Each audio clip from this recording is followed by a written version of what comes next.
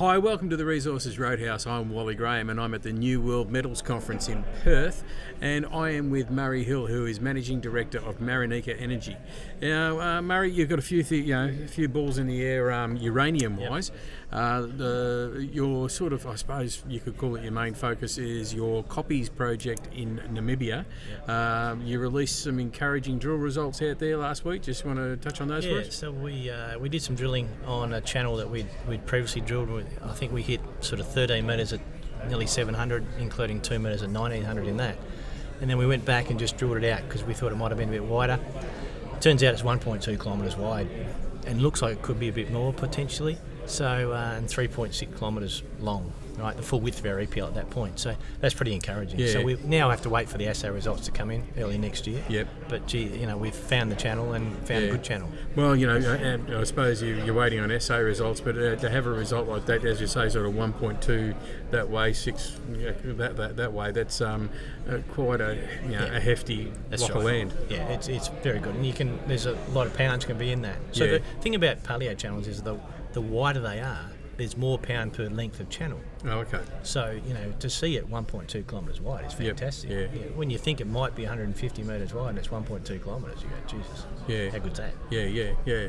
All right. And so, anything else over in Namibia at the moment? Yeah, we've now got the largest land holding for nuclear fuels in Namibia. Right? We've had a few EPLs granted, bit of environmental clearance coming through, so we can get on the ground and start exploring on those. And I think the focus is down around Copies, upstream of some well-known deposits, and drilling success. So we're not picking up moose pasture, we're picking up high-quality ground. Yep. And because we believe the uranium's flowed from the highlands through onto the desert, and we're just going upstream of knowing where we are. So we just keep working up through our EPLs upstream. And hopefully find something. But every channel we've drilled so far has been mineralised, right. So that's pretty encouraging.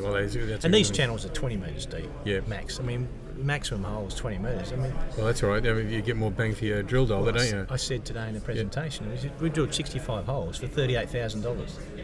Yeah. 38,000 Australian. How many people can do that? Yeah. So it's low cost drilling. Effective exploration, it's great. Yeah, good terrific. for us.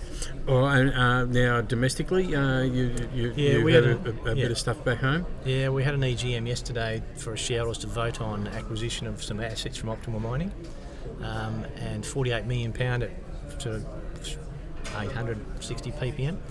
And the resounding result for that was 4. So we're just going through the process now of in-specie distribution of the shares to the optimal shareholders.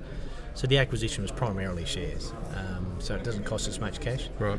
And we pick up all these assets and pick up a bunch of new shareholders. Okay, so can you tell us a bit about the ground that you picked up? Or? So we've got £48 million, so £31 million at sort of 1300 ppm at Angela Project, just south of Alice Springs, Thatcher Soak in WA.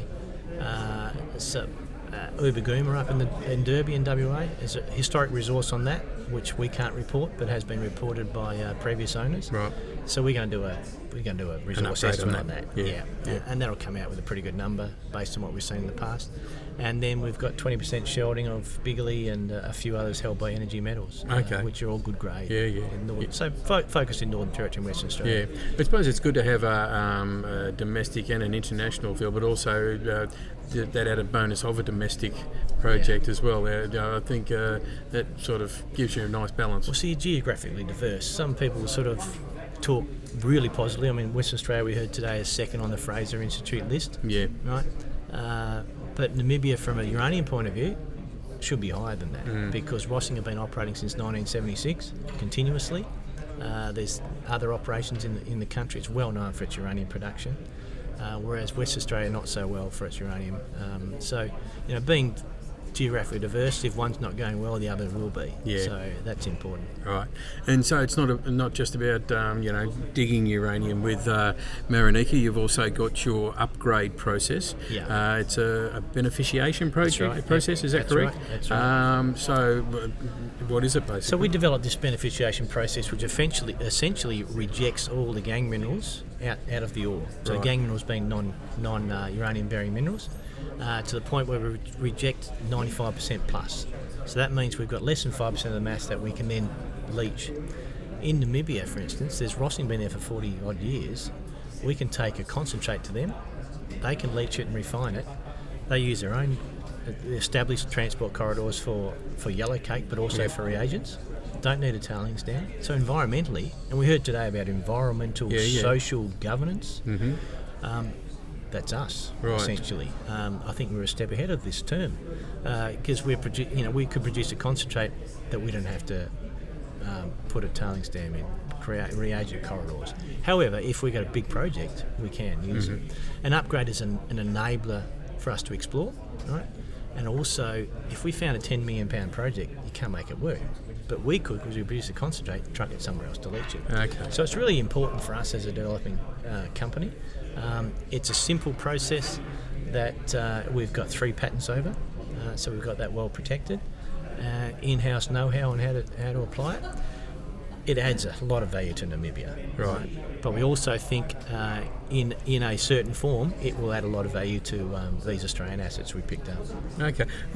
I just need, this is for my benefit more than anything else, I just want to go back over. So does it allow you, to, if you've got a small deposit which may not be economic or considered economic, this upgrade process that can go on to the, and that can, it can... You can produce a concentrate that you can truck somewhere else to leach refine. Yeah. Okay. Because if you go and build a leach refine, it's going to cost you a lot of money. Yeah.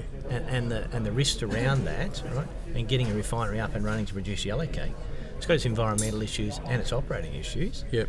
Whereas if you can take it somewhere else, you just got a simple beneficiation process, produce a concentrate, take it there and use an established process.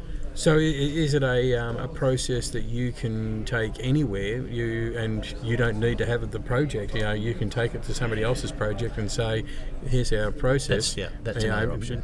You know, dollar it up that way. Yeah, so we initially looked at Upgrade as being somewhere we could sell technology to someone else and make a few bucks out of. But as it turns out, you're better off being in control of your own destiny, applying your IP, your technology to your own assets. Yeah. So we've focused on our own now, but we're still looking at application to others. Yeah. And you know, others a bit naive if they don't look at it on the basis that it can significantly reduce costs. Yeah.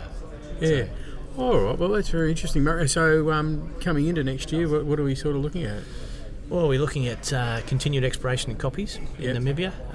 We're looking at potential of taking it outside that EPL onto other EPLs we've got now granted and also with environmental clearance. And then in Australia, putting resources on Ubaguma, upgrading the ones at Angela, and then looking at what Upgrade can really do. Once we get our teeth into that, what can Upgrade do to these projects? What can the cost reduction look like? Because we know that it's a 50% cost reduction in Namibia for capital and operating. Is it more than that? Right? Or is it the same as that? Yeah. Or is it less? Where is it at? Yeah. All right. So there's a lot of finding out your own self-discovery, more or less. That's right. It is. Yeah. All right. Terrific. All right. Well, good luck with all that. Thanks, mate. All right. And thanks for popping into the Roadhouse. It's good to see you here. Got my Christmas time for the spirit. Oh, well done, you. And we'll catch up with you next year, probably at the Explorers Conference. Yeah, that'd be good. Terrific. Thanks, mate. Right. Thanks, Murray. See ya.